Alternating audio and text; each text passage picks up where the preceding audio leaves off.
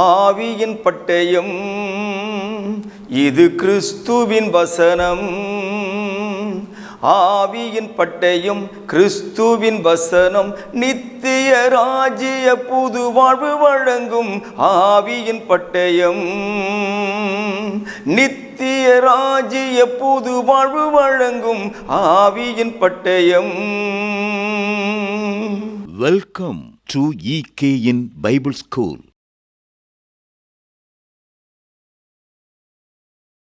கிறிஸ்துவுக்குள் அன்பான உங்கள் யாவரையும் EKN பைபிள் ஸ்கூல் நிகழ்ச்சிக்கு அழைப்பதிலே நான் மிகுந்த மகிழ்ச்சி அடைகிறேன். அன்பானவர்களே, கடந்த வாரத்திலே நாம் பார்த்த கேள்விகளில் இன்னும் 2 கேள்விகள் மீதியாக இருக்கிறது. ஆகவே இந்த கேள்வியையும் திராவிட ஜனநாயக மக்கள் கட்சியினுடைய தேசிய தலைவர் திரு CM தாஸ் அவர்கள் கேட்ட கேள்வி, அதற்கான பதிலை நான் கொடுப்பதிலே மகிழ்ச்சி அடைகிறேன். தொடர்ந்து அடுத்த கேள்வி என்னென்னா, ஒரு யூதன் மரித்துவிட்டால் அவருடைய அந்த உடலை அவங்க சுத்தம் பண்ணி, அவர் ஏற்றுக்கொள்கிற அந்த துணியில் சுற்றி சுத்தம் பண்ணிவிட்டு சவப்பெட்டியில் வைத்து அந்த சவப்பெட்டிக்கு மூடி போட்டு ஆணி அடித்து அதன் பிறகு கொண்டு போயிட்டு அவங்க கல்லறையில் வைப்பாங்க. இப்போ இயேசு உயிரோடு வந்து விட்டார் என்றால் என்ன நடந்திருக்கணும்? அவர் கேட்ட கேள்வி. ஒன்று, முதல்ல அந்த சவப்பெட்டியை மூடி இருக்கு இல்லையா, அதுக்கு மேலே இருக்கிற ஆணியெல்லாம் பிடுங்கப்பட்டிருக்கணும். ரைட்டு. செகண்ட், ரெண்டாவது என்னென்னா, அவர் சுற்றி இருக்கிற துணி இருக்குல்ல, அந்த துணிகள் எல்லாம் என்ன பண்ணியிருக்கணும்? அதுக்குள்ளே அவர் இருக்கிறாரு, அந்த துணியெல்லாம் கழட்டி தூரமாக போட்டுட்டு அப்புறம் அவர் வெளியில் வந்திருக்கணும். அதான் உயிரோடு வந்ததுக்கான அர்த்தம். இது ரெண்டுமே நடக்கலையே. அந்த துணிகள் அப்படியே சுத்தப்பட்ட துணிகளை தான் பேதுரு பார்த்துருக்கிறாரு. அப்படின்னா அவர் எப்படி உயிரோடு வந்தார் அப்படிங்கிறத நாங்கள் நம்புறது அப்படின்னு ஒரு கேள்வி கேட்குறார். அவர் என்ன எதிர்பார்க்கிறாருன்னா, இயேசுவினுடைய அடக்கம் பண்ணப்பட்ட உடல் அப்படியே வெளியில் வந்து நான் உயிரோடு வந்துட்டேன் அப்படின்னு மற்றவங்களுக்கு காண்பித்திருக்க வேண்டும் என்பதாக அவருடைய கேள்வி இருந்தது. ஆனால் அது அப்படி கிடையாது. இப்போது நாம் அதற்கான பதிலை இப்போது நாம் பார்க்கலாம். யூதருடைய முறைமை என்ன அப்படின்னா, சவப்பெட்டியில் வைத்து அந்த உடலை அடக்கம் பண்ணுவது யூதர்களுக்கு வழக்கம் கிடையாது. அது அவங்களுடைய முறைகள் கிடையாது. அவங்க என்ன செய்வாங்க அப்படிங்கிறத நாம் இப்போ கவனிக்கலாம். அதை முதல்ல மரித்தவருடைய உடலை சுத்தம் செய்வார்கள். அப்படி சுத்தம் செய்த பிறகு அதில் நறுமணம் வீசக்கூடியதான கந்தவர்க்கம், வெள்ளை போலம் போன்றவற்றை அதில் வைத்து இந்த ஏரியாவிலிருந்து அப்படியே சுற்றுவாங்க. துணியில் பேண்டேஜ் இருக்கு இல்லையா, அந்த மாதிரி அகலம் இருக்கும். அப்படியே லெனின் துணியில் சுற்றிக்கிட்டே வருவாங்க.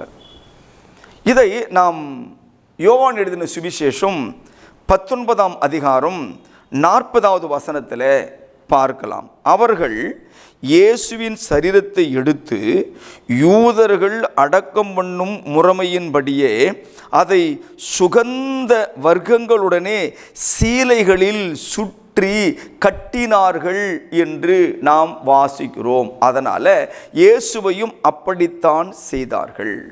இப்போது சுற்றப்பட்ட அந்த சீலையோடு கூட இயேசு அப்படி இருக்கிறாரு. அவரை கொண்டு போய் அந்த சவப்பெட்டியில் வைத்தார்கள் என்பதற்கான ஆதாரங்கள் நமக்கு கிடையாது. அந்த உடலை நேரடியாக கொண்டு வந்து அந்த வெட்டின புதிய கல்லறையிலே அந்த உடலை வைத்தார்கள். அப்படி தான் எல்லாரையும் அவங்க பண்ணுவாங்க. இதில் பொதுவாக நம்ம அந்த வசனம் வாசிக்கும் போது, இதுவரை யாரும் வைக்கப்பட்டிராத புதிய கல்லறையிலே வைத்தார்கள் அப்படின்னு நான் படிக்கிறேன் இல்லையா. அதனுடைய அர்த்தம் என்னன்னா, ஒரு யூதன் மரித்து விட்டான் ஒரு குடும்பத்தில் அப்படின்னு வச்சுங்களேன். அந்த குடும்பத்தில் மரித்த ஒருவனை ஒரு கல்லறையில் அடக்கம் பண்ணுவாங்க. ஒரு வருஷம் கழிந்த பின்பு அந்த கல்லறையை திறந்து பார்த்தா அந்த கல்லறைக்குள்ளே என்ன இருக்காதுன்னா, அவருடைய உடம்பு இருக்கிறதெல்லாம் அழுகி அந்த எலும்பு மட்டும்தான் இருக்கும். அந்த எலும்பை எடுத்து ஒரு கற்சாடியில் போட்டு அது ஒரு பெட்டி மாதிரி வச்சு அதை கொண்டு போய் மறுபடியும் என்ன பண்ணுவாங்க? அடக்கம் பண்ணுவாங்க. இது யூதருடைய முறைமை. இந்த மாதிரி தான் யோசேப்பினுடைய எலும்பை கூட என்ன பண்ணியிருக்காங்க, அவங்க எகிப்திலிருந்து கானானுக்குள் எடுத்துக்கொண்டு போனார்கள் என்று சரித்திரம் சொல்லுகிறது. அப்போது இயேசுவின் உடல் அந்த துணிகளிலே சுற்றப்பட்டதோடு கூட நேரடியாய் கல்லறையிலே கொண்டு போய் வைத்தார்கள். அதனால தான் இயேசுவுக்கு சொல்கிறாங்க, இதுவரை யாரும் வைக்கப்பட்டிராத புதிய கல்லறை. அந்த அரிமத்தியா ஊரானாகிய யோசேப்பு தனக்காகவே வெட்டி கொண்ட புதிய கல்லறை. இதுவரைக்கும் எந்த எலும்பும் அந்த கல்லறைக்குள்ளிருந்து எடுக்கப்படவில்லை என்ற பொருளோடு கூட அங்கே நமக்கு பேசுகிறார். மத்தேயு எழுதின சுவிசேஷம் 27வது அதிகாரத்தின் 60 ஆகிய வசனத்தை வாசிக்க கேளுங்கள். தான் கன்மலையில் வெட்டியிருந்த தன்னுடைய புதிய கல்லறையிலே அதை வைத்து கல்லறையின் வாசலில் ஒரு பெரிய கல்லை புரட்டி வைத்தான் என்பதாய் வாசிக்கிறோம். ஏற்கனவே நாம் யோவான் 19:40 எப்படி அவங்கள சுற்றினாங்க அப்படின்றத நம்ம படிச்சிட்டோம். இப்போது இந்த 2 கல்வர்கள் அடக்கம் பண்ணப்பட்ட விதமாக இயேசுவானவர் அடக்கம் பண்ணப்படவில்லை. அவர் யூத முறைமைப்படி அடக்கம் பண்ணப்பட்டிருக்கிறார். இப்போது சிலைகள் சுற்றப்பட்டிருக்கிறது. இந்த இயேசுவை 3ஆம் நாளிலே காண வந்ததான மகதலேனா மரியாளும் மற்ற சகோதரிகளும் இயேசுவின் உடலை காணாமல் அவர்கள் அழுது கொண்டிருக்கும் பொழுது, அந்த கல் புரட்டப்பட்டதை கண்டு அவர்கள் அழுது கொண்டிருக்கும் போது இயேசு தானாக வந்து நின்று தான் உயிரோடு வந்து விட்டதாக அவர்களுக்கு சொன்னார். இந்த செய்தியைத்தான் அவள் போய் அவருடைய அப்போஸ்தலர்களுக்கு சொன்னாள். லூக்கா எழுதின சுவிசேஷம் 24வது அதிகாரத்தின் 12வது வசனம். பேதுருவோ எழுந்திருந்து கல்லறையினிடத்திற்கு ஓடி அதற்குள்ளே குனிந்து பார்க்கையில் சீலைகளை தனிப்பட வைத்திருக்க கண்டு சம்பவித்ததை குறித்து தன்னில் ஆச்சரியப்பட்டு கொண்டு போனான் என்பதாக நாம் வாசிக்கிறோம். இப்போ பேதுரு அந்த கல்லறைக்குள்ள போய் தொலைஞ்செல்லாம் பார்க்கல, எட்டி பார்த்தாரு. எட்டி பார்க்கும்போது அங்கே என்ன இருக்கு? இயேசுவை யோவான் 19:40 படிச்சோம்ல, அந்த மாதிரி சுகந்த வர்க்கமிட்டு சுற்றி இருந்ததான அந்த சீலைகள் தனிப்பட வைத்திருக்க கண்டு. இப்போ அந்த துணிக்கும் பேதுருனுடைய அந்த ஆச்சரியத்துக்கும் என்ன சம்பந்தம் இருக்கிறது அப்படின்னா, பேதுருவுக்கு ஒன்று விளங்கிவிட்டது. என்னன்னா, இயேசுவானவர் உயிரோடு எழுந்து விட்டார். இயேசுவானவரை எந்த திருடனும் கொண்டு போவதற்கு வாய்ப்பு இல்லை. திருடன் கொண்டு போயிருந்தாக்கா வேற மாதிரி துணியெல்லாம் கழட்டி வச்சுட்டு எடுத்துட்டு போகிறது ரொம்ப நேரமாகும். ஆகவே அப்படியே தூக்கிட்டு போயிருந்தா அந்த சீலைகள் அங்கே இருந்திருக்காது. 2 விஷயம். திருடன் திருடி இருந்தால் ஒருவேளை இந்த துணியெல்லாம் சுத்தப்பட்ட துணியை ஒன்று ஒன்றா பிரித்து கழட்டி உடம்பெல்லாம் இருக்கும், அது எல்லாம் கழட்டி போகிறது நேரம் இருக்குது. திருடன் வந்தவன் அவ்வளோ பொறுமையெல்லாம் வேலையை செய்ய மாட்டான். திருடணும் அப்படின்னா அந்த துணியோடு தூக்கிட்டு போயிட்டு இருப்பான். அப்போது திருடன் திருடல, இயேசுவினுடைய உடல் அங்கே இல்லை, ஆனால் துணி மட்டும் தனியாக இருக்குது அப்படின்னும் போது பேதுருவுக்கு ஒரு ஆச்சரியத்தை ஏற்படுத்தினது. சட்டம் என்ன சொல்லுகிறது? ஆதியாகமம் புத்தகத்தில் 3ஆம் அதிகாரம் 19ஆம் வசனத்தில் தேவன் அந்த ஆதாமை பார்த்து இப்படி சொல்றாருங்க, நீ பூமியிலிருந்து எடுக்கப்பட்டபடியால் நீ பூமிக்கு திரும்ப மட்டும் உன் முகத்தின் வேர்வையால் என்று அந்த வசனம் வருது. இப்போ நமக்கு தெரிய வேண்டிய விஷயம் என்னன்னா, பூமியில் இருந்து எடுக்கப்பட்ட மனிதன் மீண்டும் பூமிக்கு திரும்புகிறான். அவனுக்கு வேற வழி இல்லை. அந்த உடம்பு அழிந்துதான் போக வேண்டும். உங்களுக்கு தெரியும், பிரசங்கி 12ஆம் அதிகாரம் 7வது வசனம் சொல்லுகிறது, மண்ணானது தான் முன்னிருந்த மண்ணுக்கு திரும்பும். இப்போ சாதாரண ஒரு மனுஷனா இருந்தா அந்த கல்லறையில் அடக்கம் பண்ணப்பட்ட பிறகு அவன் உடல் என்ன ஆகும்? மக்கி அழிஞ்சு காணாமல் மண்ணுக்கு மண்ணா போயிடும். ஆனால் இயேசுவானவர் மண்ணில் இருந்து வந்தவர் அல்ல என்பதை நீங்கள் உறுதிப்பட நம்ப வேண்டும். இயேசுவானவர் மண்ணில் இருந்து வந்தவர் அல்ல. 1 கொரிந்தியர் 15வது அதிகாரத்தின் 47வது வசனத்தை வாசிக்க கேளுங்கள். முந்தின மனுஷன் பூமியில் இருந்து உண்டான மண்ணானவன், 2ஆம் மனுஷன் வானத்தில் இருந்து வந்த கர்த்தர். 2ஆம் மனுஷன் வானத்தில் இருந்து வந்த கர்த்தர். இயேசு இந்த மண்ணினால் உண்டானவர் அல்ல. அப்போ மண்ணினால் உண்டாயிருந்தால் இயேசுவின் உடல் என்ன ஆகியிருக்கணும்? மண்ணுக்கு போயிருக்கணும். ஆனால் அவரோ வானத்தில் இருந்து வந்தவர். அப்போ வானத்தில் இருந்தவர் வந்திருக்கிறதுனாலே அவருடைய உடல் அழிவை காணாது. சங்கீதக்காரன் தன்னுடைய சங்கீத புத்தகத்தில் 16ஆம் சங்கீதம் 8 முதல் 10 வசனங்கள் என்ன எழுதியிருக்கிறார் பாருங்க. கர்த்தரை எப்பொழுதும் எனக்கு முன்பாக வைத்திருக்கிறேன், அவர் என் வலது பார்சத்தில் இருக்கிறபடியால் நான் அசைக்கப்படுவதில்லை. ஆகையால் என் இருதயம் பூரித்தது, என் மகிமை களி கூர்ந்தது, என் மாம்சமும் நம்பிக்கையோடு தங்கியிருக்கும். 10ஆம் வசனம், என் ஆத்துமாவை பாதாளத்தில் விடீர், உம்முடைய பரிசுத்தவானை அழிவை காண ஒட்டீர். அப்படின்னு என்ன அர்த்தம் தெரியுமா? என்னுடைய ஆத்துமா பாதாளத்திலும் இராது, எனது சரீரம் அழிவை காணாது, மற்றவனை போல என் உடம்ப மண்ணு தின்னாதுன்னு அர்த்தம். மண்ணு தின்னாது. அப்போஸ்தலர் நடவடிக்கைகளில் 2வது அதிகாரத்தில் பேதுருவானவன் இதே வாக்கியத்தை நினைவுபடுத்துகிறான். 2ஆம் அதிகாரம் 31வது வசனம், அவன் கிறிஸ்துனுடைய ஆத்துமா பாதாளத்திலே விடப்படுவது என்றும் அவருடைய மாம்சம், கவனிங்க, அவருடைய மாம்சம் அழிவை காண்பதில்லை என்றும் முன் அறிந்து அவர் உயிர்த்தெழுதலை குறித்து இப்படி சொன்னான். அப்படின்னா அருமையான தேவ பிள்ளைகளே, இந்த கேள்விக்கான பதில் என்ன அப்படின்னா, சுருக்கமாக சொல்ல போனால், இயேசுவானவர் மண்ணில் இருந்து வந்தவர் அல்ல, அவர் வானத்திலிருந்து இறங்கினவர். ஆகவே அவர் உடல் எக்காரணத்தை கொண்டும் மண்ணில் மக்கி அழிந்து போகாது.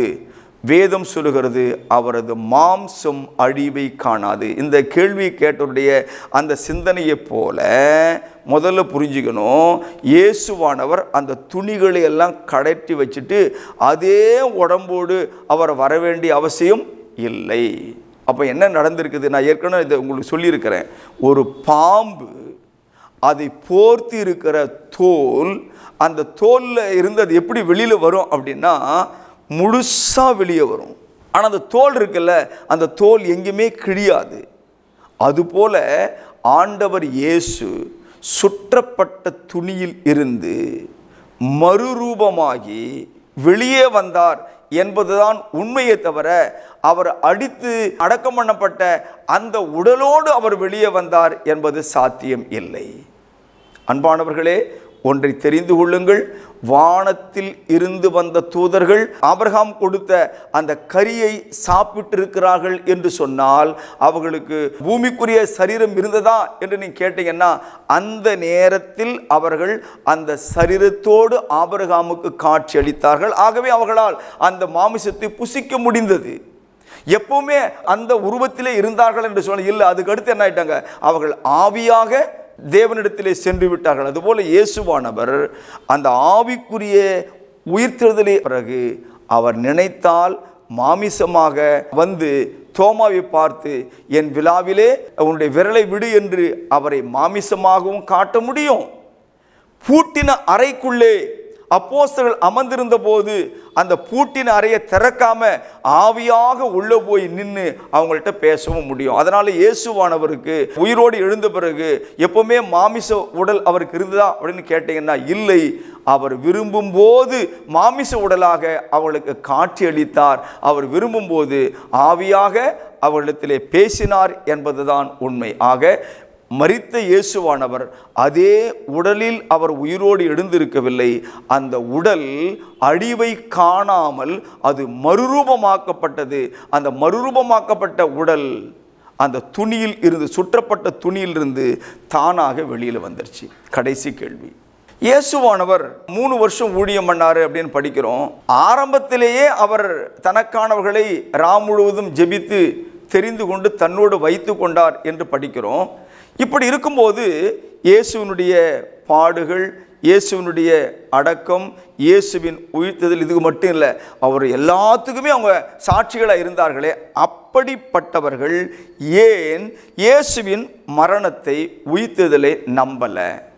அவங்களுக்கு ஏன் ஆண்டவர் நான் தான்பா இயேசு, என்னை பாருங்க, நான் உயிரோடு வந்துட்டேன், கொஞ்சம் நம்புங்க அப்படின்னு அவங்கள்ட்ட கெஞ்சி கெஞ்சி கெஞ்சி தன்னுடைய உயிர்த்தெழுதலை நிரூபிக்க வேண்டிய அவசியம் என்ன? நான் ஏற்கனவே உங்களுக்கு சொல்லிட்டு இருக்கிறேன். அந்த வசனத்தை நீங்கள் வாசித்து கொள்ளுங்கள். மத்தேயு 16ஆம் அதிகாரம் 27ஆம் வசனம், 17ஆம் அதிகாரம் 22 முதல் 23, லூக்கா 18ஆம் அதிகாரம் 31 34 வரைக்கும் நான் உங்களுக்கு பேசியிருக்கிறேன். அதாவது இயேசுவினுடைய உயிர்த்தெழுதலை அவர்கள் நம்ப மறுத்தார். எப்போ? அவர் உயிரோடு இருக்கும் பொழுதே அவர்கள் நம்ப மறுத்தார்கள் அப்படிங்கிறத நான் உங்களுக்கு சொல்லியிருக்கிறேன். ஏன் அவங்களுக்கு தொடர்ந்து பேசணுங்க? ஏன் அவங்கள்ட்ட போய் கெஞ்சணும்? நான் தான் நம்புங்கன்னு ஏன் காட்டணும்? ஒரு முறை சொன்னால் போதாதா? 2 முறை சொன்னால் போதாதா? 40 நாள் அவங்கள்ட்ட உயிர்த்தெழுந்துட்ட நம்புன்னு சொல்லணுமா அப்படின்னு கேட்டால், ஆம், அது அவசியமாக இருந்தது, அது உண்மையாக இருந்தது. ஏன் தெரியுங்களா? அப்போஸ்தலர் நடபடிகள் 1வது அதிகாரம் 8ஆம் வசனத்தில் ஆண்டவர் இயேசுவானவருடைய உயிர்த்தெழுதலை குறித்து சாட்சிகளாக இருக்க போகிற இவர்களுக்கு தேவன் சொன்ன வாக்கியத்தை கவனிங்கள். 8ஆம் வசனத்தில், பரிசுத்த ஆவி உங்களிடத்தில் வரும்போது நீங்கள் பலனடைந்து எருசலேமிலும் யூதேயா முழுவதிலும் சமாரியாவிலும் பூமியின் கடைசி பரியந்தமும் எனக்கு சாட்சிகளாய் இருப்பீர்கள் என்று சொன்னார். எனக்கு நீங்கள் சாட்சிகள். எப்பேற்பட்ட சாட்சி தெரியுமா? இவர்களை வைத்துதான் உலகம் முழுவதும் இயேசு உயிரோடு எழுந்தார் என்பதை ஜனங்களுக்கு பகிரங்கமான சாட்சிகளாய் இவர்களை நிறுத்தி சொல்ல வேண்டும் என்று தேவன் திட்டமிட்டிருந்தார். அதனால அவருடைய சாட்சிகளில் குழப்பம் இருக்கக்கூடாது, குளறுபடிகள் இருக்கக்கூடாது, முன்னுக்கு பின் முரண்படக்கூடாது. எங்கே போனாலும் எந்த இடத்துல போனாலும் தைரியமாக பேசணும். அப்படின்னா அவர்கள் கற்க கசடு அற என்று சொன்னது போல் இயேசுவின் உயிர்த்தெழுதல் குறித்ததான விஷயத்திலே மிகவும் தெளிவாய் இருக்க வேண்டும். அதை அவர்கள் திடமாய் நம்பணும். எவ்வளவு தூரம் அவர்களை நம்ப வைக்க முடியுமோ அத்தனை அத்தாட்சிகளை இயேசுவானவர் அவர்களுக்கு காண்பிப்பதிலே அவர் கருத்தாக இருந்தார் என்பதை நான் இந்த இடத்திலே சொல்லிக்கொள்ள விரும்புகிறேன். ஏன்னா அவங்க சாதாரணமான சாட்சிகள் இல்லை. மத்திய எழுதின சுவிசேஷம் 28வது அதிகாரத்தில் 20ஆம் வசனத்தை கவனிங்க. நான் உங்களுக்கு கட்டளையிட்ட யாவையும் அவர்கள் கை கொள்ளும்படி அவர்களுக்கு உபதேசம் பண்ணுங்கள். இதோ உலகத்தின் முடிவு பரியந்தும் சகல நாட்களிலும் நான் உங்களுடனே கூட இருக்கிறேன் என்று அப்போஸ்தலர்களுக்கு அவர் வாக்களித்தார். இங்கே இவ்வளவு பெரிய சாட்சியை அப்போஸ்தலர்களுக்கு ஆண்டவர் இயேசு கிறிஸ்து காண்பித்து, நீங்கள் தான் என்னுடைய மெய்யான சாட்சி, நீங்கள் மட்டும்தான் என்னுடைய உயிர்த்தெழுதலுக்கு சாட்சி என்று அவர் சொல்லியிருக்கும் போதே இன்னைக்கு எத்தனை பேர் தங்களை இயேசுவின் சாட்சிகளாக போலிகளாக வலம் வந்து கொண்டிருக்கிறார்கள். நான் இயேசுவை கண்டேன் என்று எத்தனை பேர் பேசுவதை நீங்கள் கேட்டிருக்கிறீர்கள். இயேசுவானவரின் சாட்சி திடமான சாட்சி, அசைக்க முடியாத சாட்சி, ஆதாரமான சாட்சி, நிரூபிக்கப்பட்ட சாட்சி.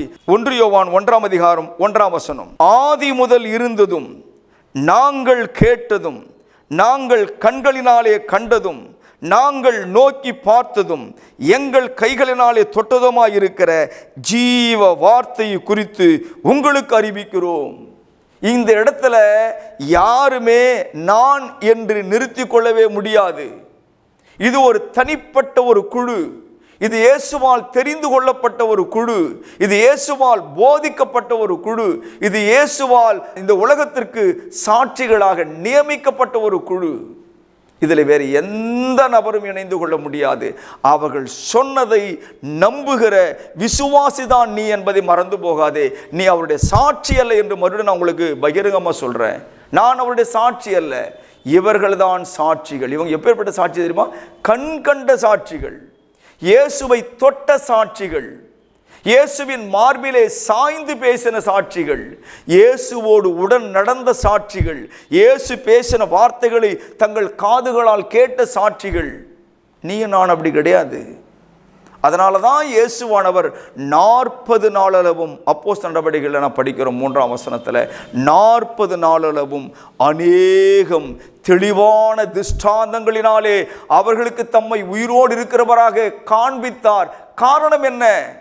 அவர்கள் அசைக்க முடியாத சாட்சிகள். இன்னைக்கு எத்தனை போலி சாட்சிகள் வலம் வந்து கொண்டிருக்கிறது. எத்தனை பேர் இன்னைக்கு இயேசுவுக்கு நான் சாட்சின்னு சொல்லி பொய்யா பொய்யா பொய்யா பொய்யா பொய்யா பேசிட்டு இருக்கிறாங்க. இதோ நிரூபிக்கப்பட்ட சாட்சி, நேரில் கண்ட சாட்சி, தொட்ட சாட்சி, பேசினதை கேட்ட சாட்சி, செய்ததை கண்ட சாட்சி. அடுத்த வசனத்துக்கு போவோம்.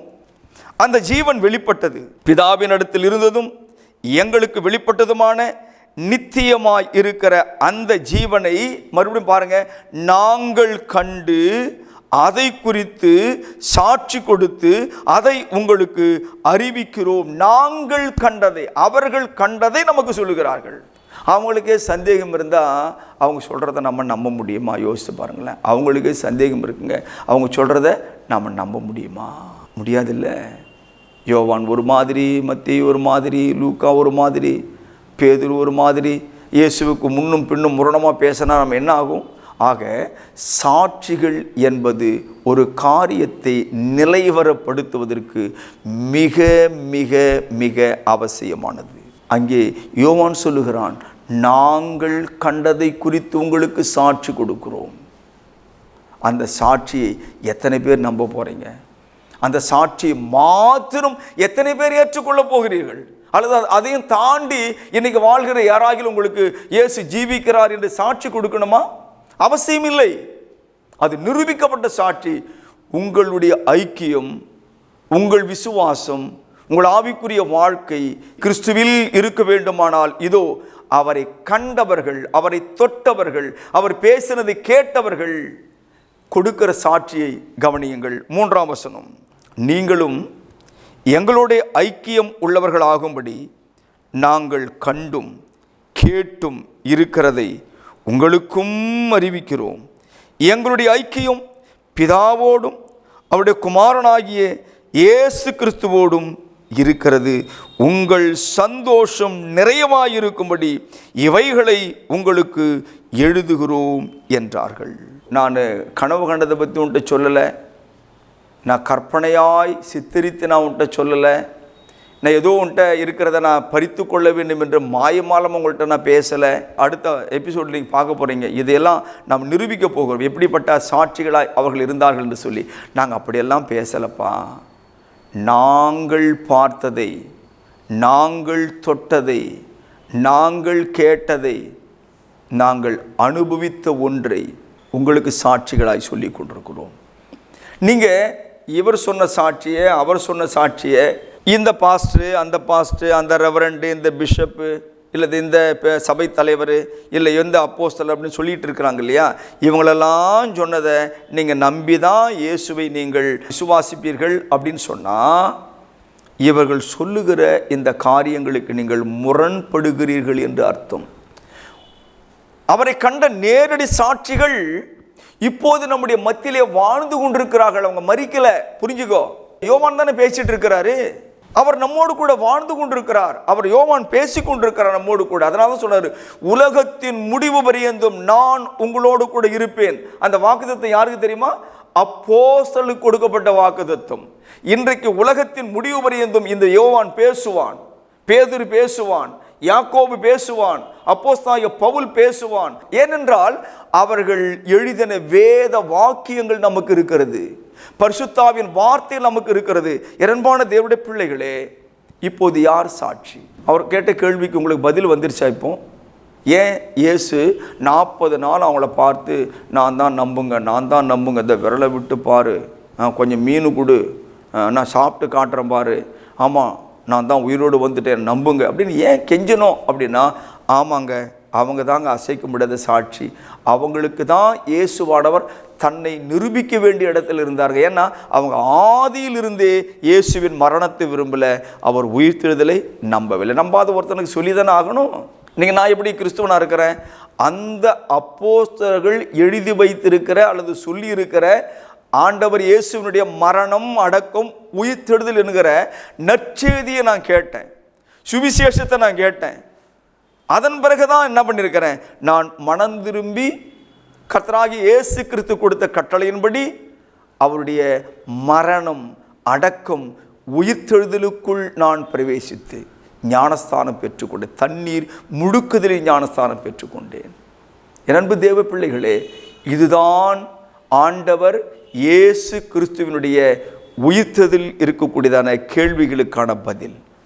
இதை கேட்டிருக்கிற நீங்கள் வேதத்தை தொடர்ந்து ஆராய்ச்சி பண்ணுங்க, தொடர்ந்து இந்த பாடத்தை கவனிங்க. இது உங்களுக்கு போதிய வேதத்தின் விளக்கங்களை கொடுக்கும் என்பதிலே சந்தேகமில்லை. அடுத்த நிகழ்ச்சியிலே ஆண்டவரால் தெரிந்து கொள்ளப்பட்ட அந்த சாட்சிகள் எப்படி உண்மையான சாட்சிகளாய் இருக்கிறார்கள், எந்த வகையிலே அவர்கள் இயேசுவுக்கு அவருடைய சாட்சிக்கு உண்மையாய் வாழ்ந்திருக்கிறார்கள் என்ற சரித்திரத்தை உங்களோடு நான் பேசும் மட்டும் தேவ கிருபையும் தேவ இரக்கமும் தேவ சகாயமும் உங்கள் யாவரோடும் கூட இருப்பதாக ஜெபம் செய்வோம். எங்கள் அன்புள்ள நல்ல பிதாவே, இந்த வேலைக்காக உமக்கு நன்றி அப்பா. நாங்கள் ஆண்டவர் இயேசுவின் மரணம், அடக்கம், உயிர்த்தெழுதல் இவைகளை நம்புகிறோம், விசுவாசிக்கிறோம். இது எங்களுடைய சுய கற்பனை அல்ல, ஏதோ ஒரு மனிதன் சொன்ன கனவு அல்ல, அந்த மனிதனுடைய கற்பனையான காட்சி அல்ல. நீர் நியமித்த, நீர் தெரிந்து கொண்ட அப்போஸ்தலர்கள் எழுதி வைத்திருக்கிறார்கள், அதை நாங்கள் விசுவாசிக்கிறோம். அன்பு தேவனே, இந்த நாளில் இந்த பாடங்களை கவனித்து உமது பிள்ளைகளை ஆசீர்வதியும். இதற்காக நேரம் செலவிட்டிருக்கிறார்கள், இதை தகப்பனை உன்னிப்பாக கருத்தாக கவனித்திருக்கிறார்கள். உயிர்த்தெழுந்து ஆளுகை செய்கிற இயேசுவின் நாமத்தினாலே ஒவ்வொரு நபரையும் தனித்தனியாகவும் குடும்பமாகவும் எங்கள் தேவன் ஆசீர்வதிக்க வேண்டும் என்று செபிக்கிறேன். அவர்கள் கையிட்டு செய்கிற வேலைகளை ஆசீர்வதியும், போக்குவரத்தை ஆசீர்வதியும். தகப்பனை குடும்பத்திலே சமாதானங்கள் நிலைவரப்பட தேவன் இரக்கம் பாராட்டும். அப்பா, இந்த பூமிக்குரிய வாழ்க்கையில் எங்கள் பிதாவாகி உம்மை எங்கள் ஆண்டவர் இயேசுவினுடைய சுவிசேஷத்தின் வழியாக தடவையாகிலும் கண்டுபிடிக்கும்படியாய் தேவன் ஒவ்வொருவரையும் நித்தியத்திற்காக, ரட்சிப்புக்காக வழிநடத்த வேண்டும் என்று செபிக்கிறேன். வியாதிப்பட்டவர்கள் தகப்பனை குணமடைய உதவி செய்யும். கவலையோடு வாழ்கிறவர்களுக்கு கவலை தீர்ந்து சமாதானம் பெற கிருபித்தாரும். குடும்பத்திலேயும் தகப்பனை நட்பு ரீதியாகவும் ஒவ்வொருவரும் உடைய நாமத்தின் நிமித்தம் ஆசீர்வாதங்களை பெற்றுக்கொண்டு வாழ கிருபை செய்யும்படி இயேசு கிறிஸ்துவின் நாமத்தில் ஜெபிக்கிறோம். ஜெபம் கேளும் ஜீவனுள்ள எங்கள் நல்ல பிதாவே. ஆமேன், ஆமேன், ஆமேன். தேவன் தாமே உங்கள் யாவரையும் ஆசீர்வதிப்பாராக. தேவ சமாதானம் இன்றும் என்றும் சதா காலமும் உங்கள் யாவரோடும் கூட இருப்பதாக. ஆமேன். அன்பிற்குரியவர்களே, மேலும் இந்த பாடங்களை எங்களுடைய யூடியூப் சேனலான எட்டர்னல் கிங்டம் நியூ லைஃப் சேனலில் கண்டு தெய்வ ஆசீர்வாதங்களை பெற்று மகிழுங்கள். கிறிஸ்துவின் சபையார் உங்களை வாழ்த்துகிறார்கள்.